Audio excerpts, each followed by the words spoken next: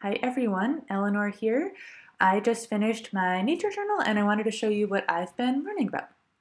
This is a journal I've been keeping since September, so about 9 months worth. There are certainly people out there who fill journals more quickly than that, but I think the most important thing is finding a habit that I can be consistent with. So for me, I try to go out once or twice a week, and if I nature journal more than that, then that's great.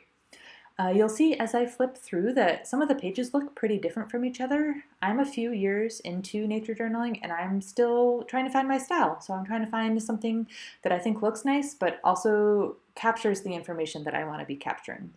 So I try different materials, I'm trying different ways of drawing and writing, and maybe I'll settle on one style or maybe I'll just keep experimenting forever.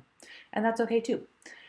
You'll also notice that there are some themes developing. So something I love about nature journaling is that once I journal about a stick, for instance, I realize how interesting it is and it makes me want to go find more sticks to learn about. And this spring I've been really into leaf and flower buds. And it's really fun to see for yourself what kind of themes are striking your fancy as you develop your nature journaling practice.